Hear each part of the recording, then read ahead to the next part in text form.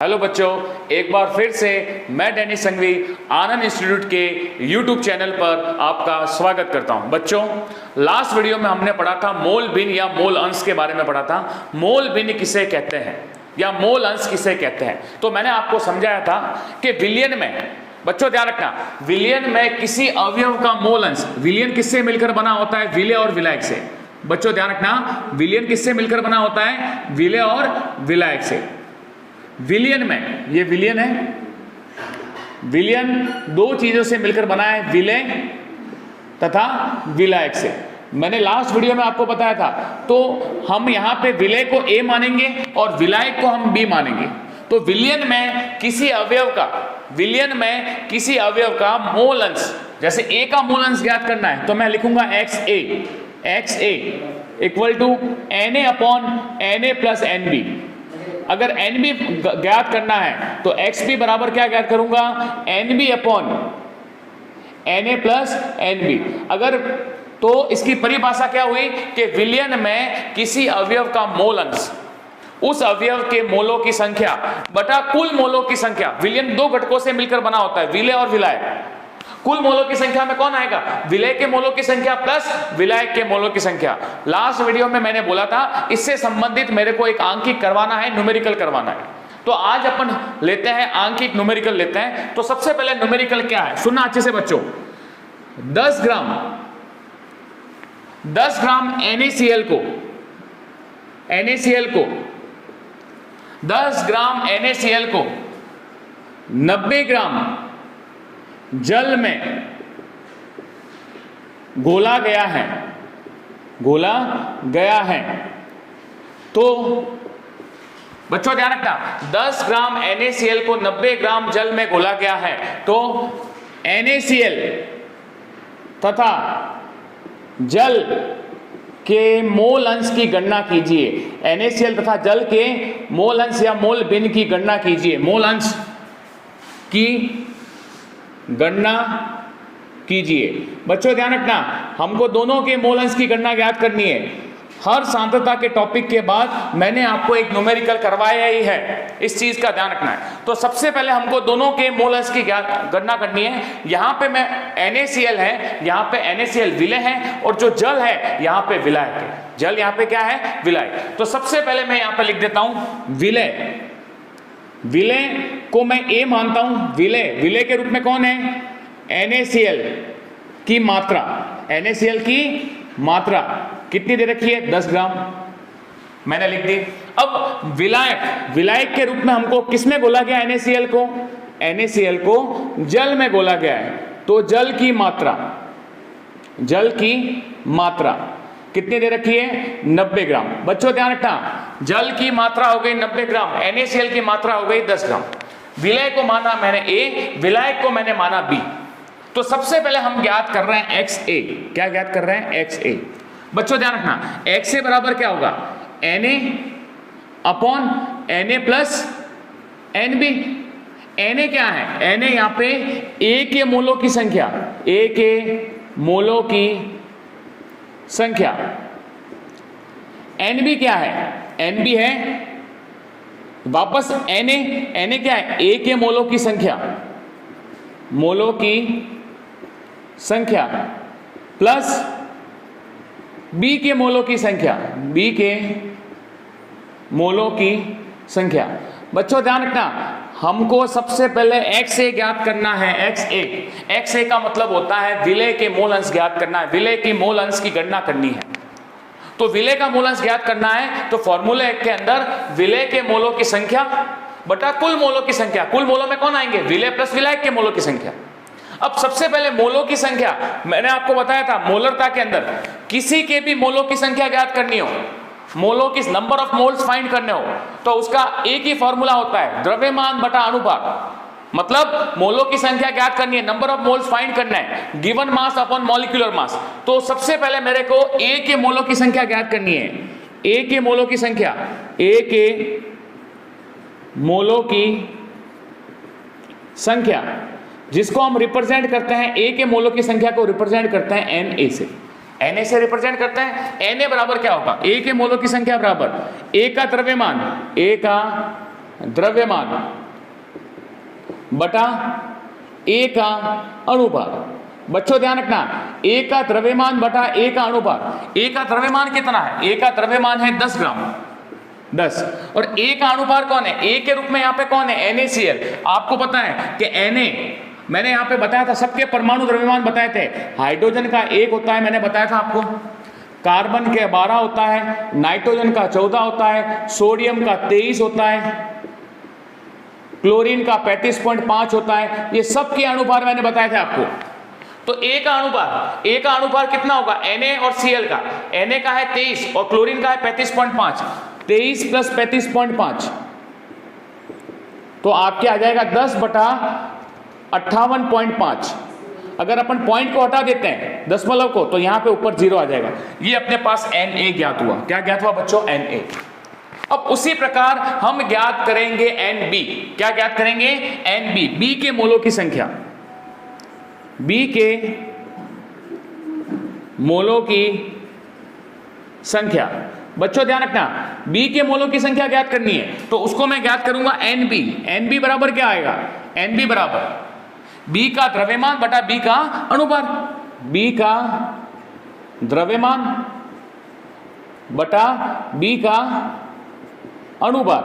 बच्चों ध्यान रखना, Nb, B का द्रव्यमान क्या है? B का द्रव्यमान 90, B का द्रव्यमान है 90। ध्यान रखना, हम B के मोलों की संख्या ज्ञात कर रहे हैं Nb। B के मोलों की संख्या बराबर क्या होगा? B का द्रव्यमान बटा B का अनुपात। B का द्रव्यमान कितना है बेटा? 90 ग्राम। बच्चों ध्यान रखना, 90, और B का अनुपात, जल होता है, जल का फॉर्मूला क्या होता है? H2O। इसका द्रव्यमान अनुपात कितना होगा? हाइड्रोजन का 1 और ऑक्सीजन का 16। एक हाइड्रोजन का 1 तो 2 हाइड्रोजन का 2 हो गया, ऑक्सीजन का 16 हो गया। तो जल का अनुपात आया आपके 18। कितना आया? 2 + 16 18 आया। तो ये आपके सामने Na और Nb की वैल्यू आ गई है। बच्चों Na को इक्वेशन 1 दे देता हूं, A, समीकरण 1, Nb को समीकरण B दे देता हूं। ये Nb की वैल्यू है, ये Na की वैल्यू है। ये आपके सामने, आपको समझ में आ गया होगा। Na और Nb की वैल्यू आपके पास आ गई है। तो बच्चों Na और Nb की वैल्यू कहां रखेंगे? Na और Nb की वैल्यू को समीकरण 1 में रखने पर Na तथा Nb की वैल्यू को, Na तथा Nb का मान समीकरण 1 में रखने पर, समीकरण 1 में रखने पर Na और Nb की वैल्यू में रखूंगा समीकरण 1 में। बच्चों ध्यान रखना, उससे किसकी वैल्यू आ जाएगी? यहां पे मैं साइड में कर रहा हूं, XA इक्वल टू Na की वैल्यू कितनी है? 100 बटा 585 बटा Na upon Nb, Na plus Nb, 100 बटा 85, 585 प्लस 90 अपॉन 18। तो बच्चों ध्यान रखना, ये अपने पास पूरा सवाल आ गया है, न्यूमेरिकल आ गया है, वैल्यू अपन ने पुट कर दी है। अब जो भी वैल्यू आएगी यहां पे, जो भी वैल्यू आएगी वो किसकी वैल्यू आएगी? XA की वैल्यू आएगी। किसकी वैल्यू आएगी? XA। अपने को क्या ज्ञात करना था? NaCl के मोलों की संख्या, मोल अंश ज्ञात करना था NaCl का। NaCl अपन ने A माना है, तो A का मोल अंश ज्ञात हो जाएगा जब आप इसको सरल करोगे, अब बच्चों ध्यान रखना, हमको साथ में XA के साथ में XB भी ज्ञात करना है, जल के मोल अंश भी ज्ञात करना है, जल के मोलों की संख्या भी ज्ञात करनी है। तो XB की वैल्यू आपके हिसाब से ये होगा, XB बराबर क्या होना चाहिए? XB बराबर NB plus Na plus NB। बच्चों इस फॉर्मूले से आप कर सकते हो, लेकिन इस फॉर्मूले से थोड़ा क्वेश्चन लंबा हो जाएगा, तो अपने को इसको शॉर्टकट करना है। तो आपको पता है कि मैंने लास्ट वीडियो के अंदर बताया था कि मिश्रण में कितने भी अवयव हो, मिश्रण में अगर 2 अवयव हो तो उनकी मोल भिन्न का योग सदैव 1 होता है, मोल भिन्न का योग सदैव 1 होता है। तो मैं यहां पे क्या मानूंगा? चूंकि XA प्लस XB का मान कितना है? 1। XA प्लस XB का मान कितना है? 1। तो इससे XB की वैल्यू क्या आएगी? बच्चों बताओ, XB का मान ज्ञात करना है। XB इक्वल टू क्या आएगा? 1 माइनस XA। 1 माइनस 1 में से मैं XA को घटा दूंगा तो किसकी वैल्यू आ जाएगी? XB की। अगर आप XB ऐसे ज्ञात करते हो, NB upon Na plus NB, तो भी सही है, लेकिन इससे आपके शॉर्टकट में आ जाएगा, क्योंकि आपके पास XA की वैल्यू आप यहां से ज्ञात कर लोगे। किसकी वैल्यू ज्ञात कर लोगे? XA की वैल्यू। तो बच्चों हमने यहाँ पे xb की वैल्यू कैसे ज्ञात की, 1 में से xa को घटा दिया, 1 में से xa को घटा दोगे तो xb की वैल्यू आ जाएगी। इस प्रकार हमारे NaCl तथा जल के मोल अंश की गणना हो जाएगी, NaCl तथा जल के मोल अंश की गणना हो जाएगी। बच्चों ये वाली जो गणना है वो आपको करनी है, ये वाली जो गणना है, जो गणितीय रूप है जोड़ बाकी गुणा भाग, वो आपको करना है। ये वैल्यू रखने के बाद आप 1 में से xa को घटा दोगे तो xb की वैल्यू आ जाएगी। तो ये आपकी ज्ञात हुआ मोल अंश की गणना। किसकी ज्ञात हुई, मोल अंश या मोल भिन्न, इससे संबंधित आपके न्यूमेरिकल हो गया। अब हम जो पढ़ने वाले हैं तापक्रम, बच्चों आपने सुना होगा टेम्परेचर तापक्रम के 3 पैमाने होते हैं। तापमान, यहां पे सांद्रता वाला पोर्शन आपके पूरा हो गया। सांद्रता के अंदर अपने द्रव्यमान प्रतिशत भी पढ़ा, आयतन प्रतिशत भी पढ़ा, मोलरता भी पढ़ी, मोललता भी पढ़ी, और लास्ट में अपन ने पढ़ा मोल अंश मोल भिन्न का न्यूमेरिकल पढ़ा। अभी जो हम पढ़ने वाले हैं वो पढ़ने वाले हैं तापमान। क्या पढ़ने वाले हैं, तापमान या तापक्रम। तापक्रम के 3 पैमाने होते हैं। तापमान को हम 3 तरह से नाप सकते हैं। टेम्परेचर को कैसे, डिग्री फ़ारेनहाइट से, डिग्री सेल्सियस से, और तीसरा होता है केल्विन से। इन तीनों को आपस में एक दूसरे में इंटरचेंज भी कर सकते हैं। इंटरचेंज करने का फॉर्मूला भी अभी आपको मैं बताऊंगा। तो सबसे पहले हम हेडिंग लगाते हैं तापक्रम। तो बच्चों हम जो अभी टॉपिक पढ़ने वाले हैं तापमान या तापक्रम।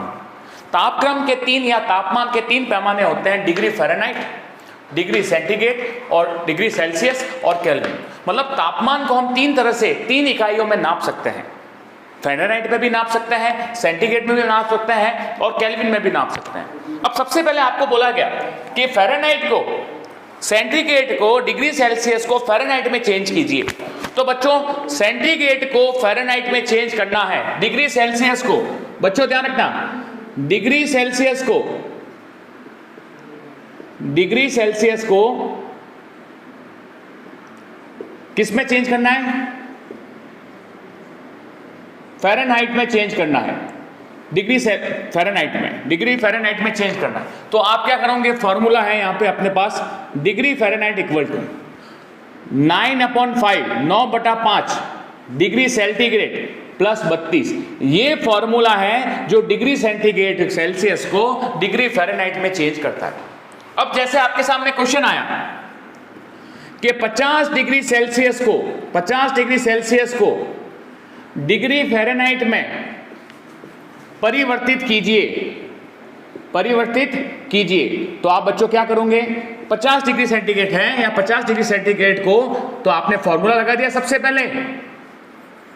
फिर आपने फॉर्मूला लगाने के बाद यहां पे डिग्री सेल्सियस की जगह आप 50 लिखोगे।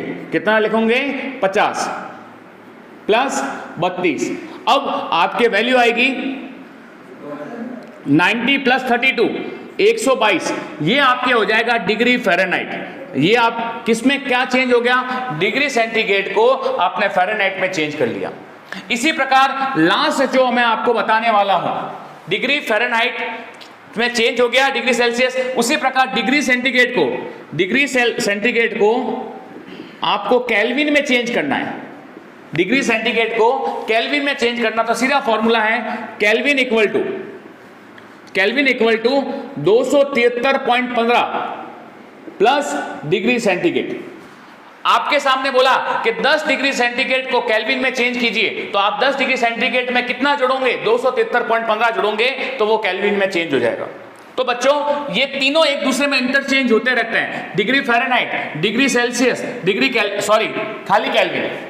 तो आपको अगर इंटरचेंज करने का क्वेश्चन आए तो 2 फॉर्मूला याद रखना है। एक तो डिग्री फ़ारेनहाइट का ये फॉर्मूला है, डिग्री सेल्सियस को डिग्री फ़ारेनहाइट में चेंज करना है। एक आपको पता है कि डिग्री सेंटीग्रेड को केल्विन में चेंज करना, तो ये फॉर्मूला है। बच्चों आज के वीडियो में आप इतना ही पढ़ते हैं। नेक्स्ट वीडियो में हम बात करेंगे आणविक सूत्र तथा मूलानुपाती सूत्र की। कौन से सूत्र की, मूलानुपाती सूत्र तथा आणविक सूत्र की। तो आज के लिए इतना ही। जय हिंद, वंदे मातरम।